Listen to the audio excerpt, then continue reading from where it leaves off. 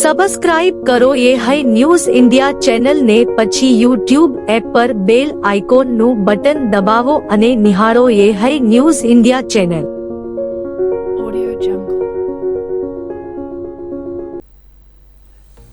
વાવ-થરાદ જિલ્લામાં યુરિયા ખાતર અંગે એક ચોંકાવનારી ઘટના સામે આવી છે. વાવ-થરાદ એસઓજી પોલીસે ખાનગી બાતમીના આધારે દિયોદર જેતળા હાઈવે પર ટ્રકમાંથી શંકાસ્પદ યુરિયા ખાતરનો મોટો જથ્થો ઝડપી પાડતા જિલ્લામાં અનેક તર્ક વિતર્કો ઊભા થયા છે. મળતી માહિતી મુજબ એસઓજી પોલીસને બાતમી મળી હતી કે દિયોદર વિસ્તારથી યુરિયા ખાતરનો જથ્થો ટ્રક મારફતે અન્ય રાજ્યમાં લઈ જવામાં આવી રહ્યો છે.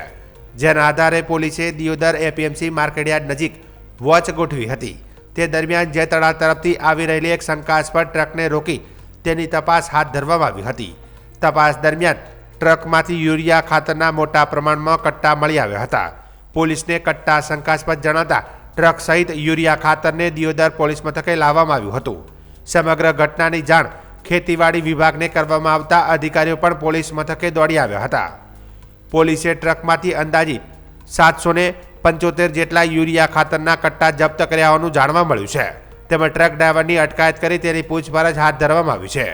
પ્રાથમિક તપાસમાં યુરિયા ખાતરનો જથ્થો દિયોદર આજુબાજુ વિસ્તારમાંથી આવેલા એક ખાનગી ગોડાઉનમાંથી ભરવામાં આવ્યો હોવાની આશંકા વ્યક્ત કરવામાં આવી છે.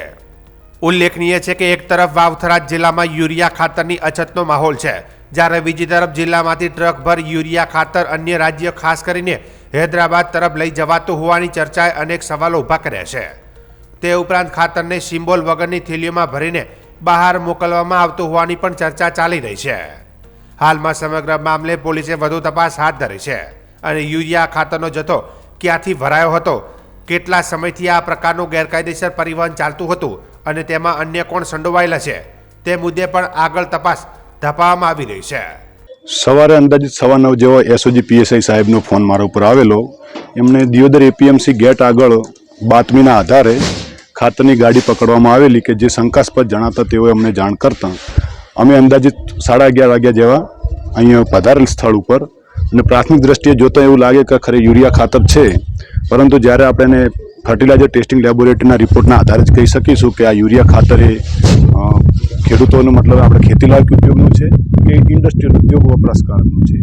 પણ પ્રાથમિક દ્રષ્ટિએ જો એવું જણાશે કે ભાઈ અને પૃથ્થકરણ અહેવાલ આધારે કે આ ખરેખર ખેડૂતોને ખેતી ઉપયોગ હેતુ યુરિયા ખાતર છે, તો જે તે જવાબદાર વ્યક્તિ ઉપર કાયદેસરની કાર્યવાહી હાથ ધરવામાં આવશે. એ હજુ અત્યારે તપાસનો વિષય છે. તપાસ ચાલુ છે, ડ્રાઈવરની પૂછતાછ ચાલુ છે કે એમણે ક્યાંથી ખાતર લાવ્યું હતું, કઈ જગ્યાએ લઈ જવાના હતા. ડ્રાઈવરના જણાવ્યા અનુસાર એ ખાતર એમને કંઈક હૈદરાબાદ લઈ જવાનું કહે છે, પરંતુ વધુ તપાસમાં ખ્યાલ આવશે કે એમને ખરેખર ખાતર ક્યાં લઈ જવાનું અને કોના ત્યાંથી ભરાયેલું છે. ડ્રાઈવરના કહેવા મુજબ અંદાજિત 775 આસપાસ થેલીઓ છે, પણ અત્યારે આપણે એ ખાતરની થેલીઓ ગણતરી સાથે જ ગોડાઉન મતલબ કે જે જગ્યાએ રાખવાની વ્યવસ્થા કરી છે ત્યાં પૂરી ગણતરી કર્યા બાદ ખ્યાલ આવશે કે ખરેખર કેટલી ખાતરની થેલીઓ છે. જય ચૌધરી, ખેતી અધિકારી, દિયોદર. વાવ-થરાદ જિલ્લાના વાવ તાલુકા પોલીસ સ્ટેશનના પીઆઈ અલ્પાબેન ખત્રીએ ચાદરવા અને બોકડા ગામને દત્તક લઈ ગામોમાંથી સામાજિક બંધીઓ દૂર કરી તેને આદર્શ ગામ બનાવવા માટે મહત્વપૂર્ણ પહેલ હાથ ધરી છે.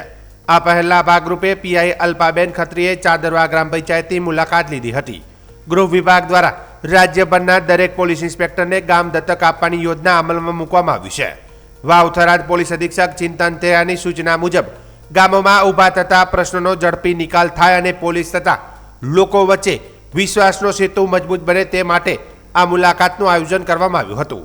મુલાકાત દરમિયાન પીઆઈ અલ્પાબેન ખત્રીએ સરપંચ અને ગ્રામજનો સાથે બેઠક કરી શિક્ષણ, આરોગ્ય તેમજ કાયદો વ્યવસ્થા સંબંધિત મુદ્દાઓ પર વિગતવાર ચર્ચા કરી હતી.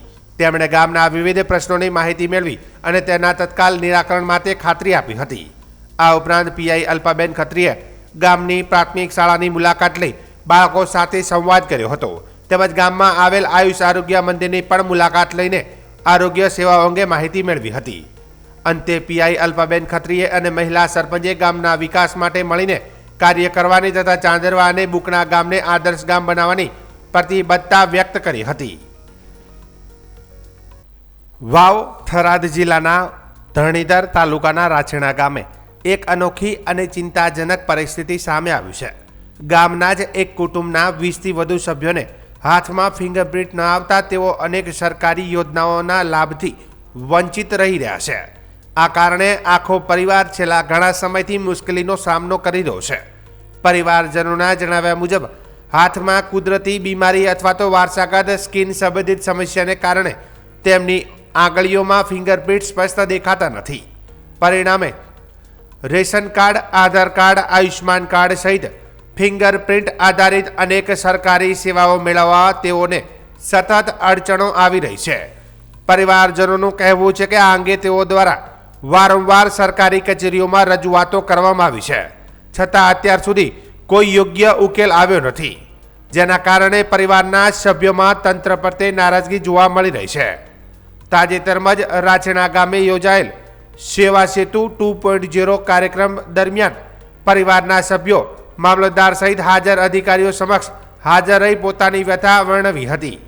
પરિવારજનોએ જણાવ્યું કે ફિંગરપ્રિન્ટ ન આવવાના કારણે તેમને રાશન લેવા સહિતની મૂળભૂત સુવિધાઓ મેળવવા પણ મુશ્કેલી પડી રહી છે. હાલમાં અધિકારીઓએ પરિવારની સમસ્યા અંગે તપાસ કરી યોગ્ય ઉકેલ લાવવા માટે આશ્વાસન આપ્યું હોવાનું જાણવા મળ્યું છે. સ્થાનિક લોકોનું કહેવું છે કે આવા કેસોમાં બાયોમેટ્રિક સિવાયના વિકલ્પો દ્વારા સહાય પહોંચાડવામાં તંત્રને ઝડપી પગલાં ભરવા જોઈએ, જેથી જરૂરિયાતમંદ લોકોને સરકારની યોજનાનો લાભ મળી શકે. બોલો, શું સમસ્યા છે? અમારે સાહેબ હાથાની તદાગરમી છે એટલે આમ તો તકલીફ છે. ફિંગર નથી આવતી. ફિંગર નથી આવતી. ફિંગર નથી આવતી. કેવી તકલીફ કેવી પડે? 20 જણાનું કુટુંબ છે, બધાને કોઈ આધાર કાર્ડ નથી, કોઈ કવર ઉપર ના મળે, આવી બધી તકલીફો ખૂબ રહે. કોઈ મળે જ નહીં સરકારી લાભ. મકાન કોઈને મળે, બધા કાસા મકાન છે અમારે. એવા કેટલા લોકો છે જેમને આવી સમસ્યા? 20 જણા, નાના મોટા બધા 20 જણ છે. હોય. અને આ બાબતે રજૂઆત કરી કોઈ? રજૂઆત તો કરી જ છે ને, મામલતદારમાં કરી હતી. કોઈ કાર્યવાહી થઈ કરે? કાર્યવાહી તો કરે હરાઈ રહ્યા, હવે થાય તાર. તકલીફ કેવી પડે છે સરકારી લાભોમાં? તકલીફ બધી તકલીફ શું મળે, કોઈ મળતું નથી. આ ભૂતો રમેશભાઈ કંટ્રોલ વાળા. તમારું નામ? કરશનભાઈ, ગામ? ગામ રાછેણા, તાલુકો વાવ. નમસ્કાર, હું રાછેણા સરપંચ. જે અત્યારે આજે રાછેણા ગામની અંદર સેવા સેતુ કાર્યક્રમ યોજાણો ખરેખર ખૂબ આવકારદાયક છે અને સરકારની અમે ખૂબ જ આજે અત્યારે શુભેચ્છા પાઠવીએ છીએ. પરંતુ અમારા રાછેણા ગામની અંદર એક 17 જણનો પરિવાર છે. તેમને આ તબક્કે મામલતદાર સાહેબશ્રીને, ટીડીઓ સાહેબશ્રીને પણ અમે રજૂઆત કરી છે. એમને આધાર કાર્ડ બનતા નથી, કારણ કે એમને હાથની અંદર તકલીફ છે, જે આને તેજાગરમી કહેવામાં આવે છે. કે આ બાબતે અમે વારંવાર લેખિતમાં રજૂઆત કરી છે. છેક આ લોકોને લઈ જઈને કીટ, જે આધાર કાર્ડની કીટો જે બને છે ત્યાં આગળ પણ અમે જઈને કરેલી છે, પણ આ લોકોને ધર્મના થતા હોય છે. કારણ કે આ લોકો અત્યારે આજની તારીખમાં બેંકની અંદર ખાતું ખોલવાથી વંચિત છે, એમને અનાજ મળતું નથી એનાથી વંચિત છે, તે સરકારી તમામ લાભોથી વંચિત રહે છે. ત્યાંથી અત્યારે હું મીડિયાના માધ્યમથી પણ કહેવા માંગુ છું કે આ બાબતે સરકારશ્રી કોઈક નિર્ણય લે અને તાત્કાલિક આ લોકોના પરિવારને આધાર કાર્ડ બનાવી દેવામાં આવે અને એમને જેટલી યોજનાઓ છે તમામ યોજનાની અંદર સમાવેશ કરવામાં આવે, એવી મારી આજે મીડિયાના માધ્યમથી પણ રજૂઆત કરવામાં. વાવ થરાદ જિલ્લામાં વાવ તાલુકાના વાવ ગામમાં નર્મદા પ્રોજેક્ટ હેઠળ થયેલા જમીન સંપાદન મામલે ભારે અસંતોષ ફેલાયો છે. વળતરની ચૂકવણીમાં તફાવત હોવાના આક્ષેપ સાથે એક ખેડૂતે ઈચ્છા મૃત્યુની માંગ કરતા મામલો ચર્ચાસ્પદ બન્યો છે. વાવ ગામના ખેડૂત નરેશકુમાર વૈદ્યએ થરાદ સ્થિત કલેક્ટર કચેરીમાં પત્ર લખી રજૂઆત કરી છે કે એક જ ગામ, એક જ વર્ષ અને એક જ નર્મદા પ્રોજેક્ટ હેઠળ જમીન સંપાદન થવા છતાં ખેડૂતોને અપાતા વળતરમાં મોટો તફાવત જોવા મળી રહ્યો છે. તેમના જણાવ્યા મુજબ કેટલાક ખેડૂતોને જંત્રીના બમણા ભાવ સાથે 15% સુધી વ્યાજ આપવામાં આવ્યું છે, જ્યારે અન્ય ખેડૂતોને માત્ર જંત્રીના અંદાજે 1.5 ગણા દરે આંશિક વળતર આપવામાં આવ્યું છે. ખેડૂતોનો આક્ષેપ છે કે જમીનની અંતરની ગણતરીમાં ભૂલને કારણે તેમને યોગ્ય વળતર મળ્યું નથી. આ મુદ્દે તેઓ દ્વારા અનેક વખત તંત્ર સમક્ષ રજૂઆત કરવામાં આવી હોવા છતાં કોઈ નિરાકરણ ન આવતા અંતે તેમણે મુખ્યમંત્રી કાર્યાલય સુધી પણ અરજી પહોંચાડી છે. ખેડૂત નરેશકુમાર વૈદ્યએ જણાવ્યું કે જો તમામ ખેડૂતોને સમાન રીતે યોગ્ય વળતર આપવામાં નહીં આવે તો જીવન નિર્વાહ મુશ્કેલ બની જશે, જેના કારણે તેમણે તંત્ર સમક્ષ ઈચ્છા મૃત્યુની પરવાનગી માંગતા પત્ર લખ્યો છે. ખેડૂત દ્વારા જમીન સંપાદનની પ્રક્રિયા તાત્કાલિક સ્થગિત કરવાની તેમજ બાકી રહેલું વળતર અને વ્યાજ ચૂકવવાની માંગ કરવામાં આવી છે. સમગ્ર મામલે હાલ વિસ્તારમાં ચર્ચા શરૂ થઈ છે અને તંત્ર દ્વારા શું નિર્ણય લેવામાં આવે છે તેના પર સૌની નજર છે. જય કિશન. વાવ ગામની અંદર 25-26ની અંદર નર્મદા જમીન સંપાદન વળતર આપવામાં આવેલ. તેની અંદર જોડિયા ડિસ્ટ્રીબ્યુટરની માઇનોર 1 અને માઇનોર 4ની અંદર જંત્રી ભાવના 2 ગણું વળતર આપવામાં આવેલ છે. જ્યારે જોડિયા ડિસ્ટ્રીબ્યુટરની માઇનોર 2 અને માઇનોર 3 અને જોડિયા ડિસ્ટ્રીબ્યુટરની અંદર 1.5% જંત્રી ભાવનું વળતર આપવામાં આવેલ છે અને 0.5%નું કપાત કરવામાં આવેલ છે. આ બાબતે અમે તાલુકા કક્ષાએથી લઈ અને કેન્દ્ર કક્ષા સુધી મૌખિક અને લેખિત રજૂઆતો કરેલ છે, પરંતુ અમને કોઈ ન્યાયસંગત હજી સુધી વળતર મળ્યું નથી. તો આ બાબતે અમે કલેક્ટર સાહેબને આજરોજ એક ઔપચારિક પત્ર કરેલ છે અને અમે એ પત્ર દ્વારા કલેક્ટર સાહેબને જણાવેલ છે કે જોડિયા ડિસ્ટ્રીબ્યુટરની અંદર માઇનોર 1 અને માઇનોર 4ની અંદર જે વળતર મળેલ છે એ જ વળતર જોડિયા ડિસ્ટ્રીબ્યુટર માઇનોર 2 અને માઇનોર 3ની અંદર મળે અથવા તો અમને ઈચ્છા મૃત્યુની પરવાનગી આલે. આ બાબતે અમે કલેક્ટર સાહેબને જાણ કરેલ છે. બનાસકાંઠા જિલ્લા કલેક્ટર અને શ્રી આરાસુરી અંબાજી માતા દેવસાન ટ્રસ્ટના ચેરમેન મિહિર પટેલના અધ્યક્ષસ્થાને અંબાજી ચાચર ચોક ખાતે માતૃશક્તિ પોષણ કીટ અને શ્રી શક્તિ વધામણા કીટ અર્પણ કાર્યક્રમનું આયોજન કરવામાં આવ્યું હતું. સરકારશ્રી અને શ્રી આરાસુરી અંબાજી માતા દેવસાન ટ્રસ્ટ અંબાજીના સંયુક્ત ઉપક્રમે આ વિશેષ ઝુંબેશનો પ્રારંભ કરવામાં આવ્યો હતો. આ ઝુંબેશ અંતર્ગત બનાસકાંઠા જિલ્લાના દાતા, હડાદ અને અમીરગઢ તાલુકાની સગર્ભા માતાઓ અને નવજાત દીકરીઓના આરોગ્યની જાળવણી માટે કીટનું વિતરણ કરવામાં આવશે. કાર્યક્રમ દરમિયાન જિલ્લા કલેક્ટર મિહિર પટેલ, જિલ્લા વિકાસ અધિકારી અને જિલ્લા પોલીસ વડા સહિત મહાનુભાવોના હસ્તે આદિજાતિ વિસ્તારની બહેનોને માતાઓને કીટ આપી ઝુંબેશનો પ્રારંભ કરાયો હતો. આ પ્રસંગે જિલ્લા કલેક્ટર મિહિર પટેલે જણાવ્યું હતું કે દર મહિને કલેક્ટર કચેરી ખાતે સગર્ભા અને ધાત્રી માતાઓના આરોગ્ય અંગે સમીક્ષા બેઠક યોજાય છે. આ વિસ્તારમાં બહેનોને પૂરતું પોષણ મળી રહે તે માટે નવતર અભિગમ અપનાવી માતૃશક્તિ પોષણ કીટ તથા નવજાત દીકરીઓ માટે શ્રી શક્તિ વધામણા કીટ તૈયાર કરવામાં આવી છે. આ યોજનાનો મુખ્ય ઉદ્દેશ સગર્ભા માતાઓને પોષણ પૂરું પાડી તંદુરસ્ત બાળકનો જન્મ સુનિશ્ચિત કરવાનો અને નવજાત દીકરીઓને આરોગ્યની કાળજી રાખવાનો છે. આ યોજનામાં આગામી 1 એપ્રિલ 2026 થી 31 માર્ચ 2027 સુધી આદિજાતિ તાલુકાઓમાં 12,000 સગર્ભા બહેનોને માતૃશક્તિ પોષણ કીટ અને 6,000 બહેનોને શ્રી શક્તિ વધામણા કીટ અર્પણ કરવામાં આવશે. કુલ 18,000 કીટ અંબાજી મંદિર ટ્રસ્ટ દ્વારા તૈયાર કરાશે અને આરોગ્ય વિભાગ મારફતે તેનું વિતરણ કરવામાં આવશે. કાર્યક્રમમાં જિલ્લા પોલીસ અધિક્ષક પ્રશાંત સુબે, અધિક કલેક્ટર કૌશિક મોદી સહિત અધિકારીઓને મોટી સંખ્યામાં આદિજાતિ સમાજની બહેનો હાજર રહી હતી. જગતજનની માં અંબાનું જ્યાં હૃદય બિરાજે છે તે અંબાજી શક્તિપીઠ એ દાતા તાલુકામાં આવેલું છે. દાતા તાલુકા સહિત આસપાસના જે હડાદ અને અમીરગઢ તાલુકા છે એ પણ ટ્રાઇબલ તાલુકા છે. ખાસ કરીને અમીરગઢ, દાતા અને હડાદ તાલુકામાં સગર્ભા માતાઓના પોષણને ધ્યાનમાં રાખીને અંબાજી મંદિર દ્વારા માતૃશક્તિ પોષણ કીટ યોજનાની શરૂઆત કરવામાં આવી છે, જેના અંતર્ગત 1 એપ્રિલ 2026થી 31મી માર્ચ 2027 સુધીમાં આ 3 તાલુકામાં અંદાજિત તમામ જે 12,000 જેટલી સગર્ભા માતાઓ છે તેમના પોષણમાં સુધારો આવે તે માટે એક વિશેષ કીટ અંબાજી ટ્રસ્ટ દ્વારા તૈયાર કરવામાં આવી છે અને આ તમામ જે સગર્ભા માતાઓ છે તેમને આ કીટ અર્પણ કરાશે. સાથોસાથ દીકરીઓના જન્મને વધામણા કરવા માટે પણ અંબાજી મંદિર દ્વારા આ 3 જે તાલુકા છે તેમાં વર્ષ દરમિયાન જેટલી પણ દીકરીઓનો જન્મ થશે તેને ઉત્સવ સ્વરૂપે ઉજવવા માટે મા જગદંબાના પ્રસાદ રૂપે શ્રી શક્તિ વધામણા કીટનું પણ અર્પણ કરવામાં આવશે અને આગામી 1 વર્ષમાં 6,000 જેટલી કીટો આપવામાં આવશે. આમ આ બંને યોજનાઓ અંતર્ગત અમીરગઢ, દાતા અને હડાદ તાલુકાઓમાં 18,000 જેટલી કીટો આરાસુરી અંબાજી માતા દેવસ્થાન ટ્રસ્ટ દ્વારા આ ટ્રાઇબલ એરિયાની મહિલાઓ, દીકરીઓ અને બાળાઓને અર્પણ કરવામાં આવશે. વિશ્વ પ્રસિદ્ધ યાત્રાધામ અંબાજી ખાતે માઈ ભક્તોની સુવિધા અને પારદર્શિતા વધારવા માટે શ્રી આરાસુરી અંબાજી માતા દેવસાન ટ્રસ્ટ દ્વારા અત્યાધુનિક મોબાઈલ એપ્લિકેશન તૈયાર કરવામાં આવ્યું છે. બનાસકાંઠા જિલ્લા કલેક્ટર અને ટ્રસ્ટના ચેરમેન મિહિર પટેલના હસ્તે આ એપ્લિકેશનનું વિધિવત લોન્ચિંગ કરવામાં આવ્યું હતું. આ એપ્લિકેશન ગૂગલ પ્લે સ્ટોર અને એપલ આઈ સ્ટોર પર ઉપલબ્ધ છે આનાથી યાત્રિકો હવે ગમે ત્યાંથી મંદિરની વિવિધ સેવાઓનો લાભ લઈ શકશે. આ મોબાઈલ એપ્લિકેશન એક માઈ ભક્ત દ્વારા નિઃશુલ્ક બનાવવામાં આવ્યું છે. એપ્લિકેશન દ્વારા યાત્રિકો દર્શનનો સમય જાણી શકશે અને જનરલ ડોનેશન, સુવર્ણ શિખરદાન અને ભોજનાલય માટે દાન કરી શકશે. આ ઉપરાંત પ્રસાદની ઓનલાઈન બુકિંગ અને ઈ સ્ટોર જેવી સુવિધાઓ પણ ઉપલબ્ધ છે. ભાદરવી પૂનમના મેળા દરમિયાન પદયાત્રી સંઘો માટે રજીસ્ટ્રેશન અને સેવા કેમ્પની માહિતી પણ આ ડિજિટલ માધ્યમથી સરળતાથી મેળવી શકાશે.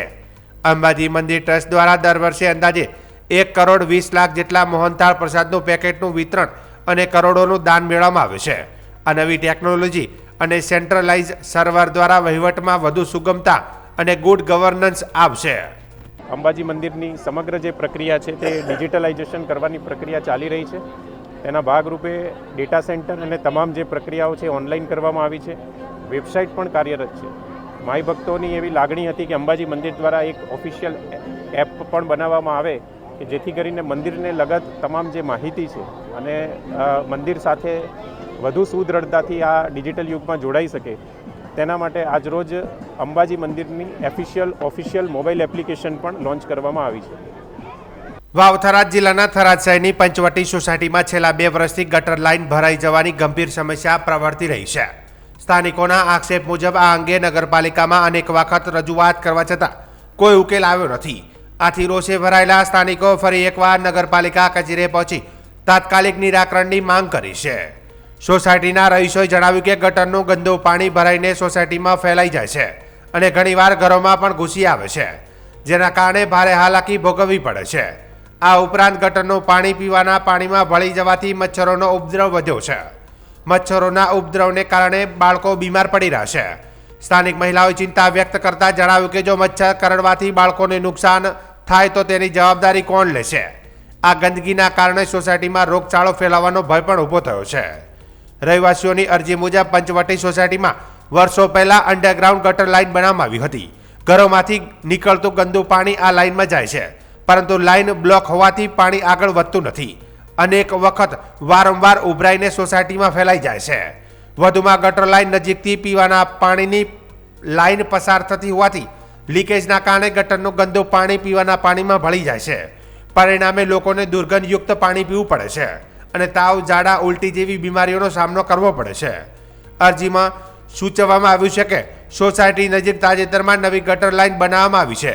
જો જૂની ગટર લાઇનનું પાણી નવી લાઇન સાથે જોડવામાં આવે તો આ સમસ્યાનો કાયમી ઉકેલ આવી શકે છે.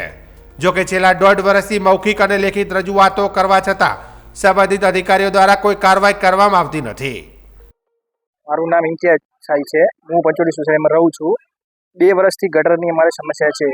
ગટર લાઈન અમારા પાણીમાં મિક્સ થઈ જાય છે, તેના મચ્છર અને થાય છે, એનાથી છોકરાઓ એને કરડે છે તો બીમાર થાય છે અને એ પાણી એને ઘરમાં મિક્સ થઈ જાય છે. એના કારણે અમે નગરપાલિકામાં રજૂઆત કરી છે 2-3 વાર, પણ એનો કોઈ નિકાલ થયો નથી. તો અમારે નિકાલ થાય એ માટે કંઈ કરવા માટે. મારું નામ કાચી તસ્લીમબેન છે. અમારા 2 વર્ષથી પંચવટી સોસાયટીમાં ગટરની પ્રોબ્લેમ છે. કોઈ હમું કરવા આવતું નથી. નવી ગટર થઈ ગઈ પણ કોઈ જોઈન્ટ આપતું નથી. અમે 4-5 વખત રજૂઆત કરી પણ કોઈ અમારું સાંભળતું નથી નગરપાલિકામાં. મારું નામ સઈદાબેન. ગટર ઉભરાવાથી અમારે ત્યાં એકલા મચ્છર થાય છે. મચ્છર થવાથી બાળકોને કરડે અને નુકસાન થાય, એનું કોણ જવાબ આપશે? અને એ ગટર લાઈન ઉભરાવાથી પાણી પીવાના પાણીમાં પણ મિક્સ થાય છે એ પાણી. તો આનો કોઈ કાર્યવાહી કરવી. પંચવટી સોસાયટી નગરપાલિકા 3-4 રજૂઆત કરીએ પણ આનો કોઈ નિકાલ થતો નથી. 2 વર્ષથી આ પ્રોબ્લેમ છે.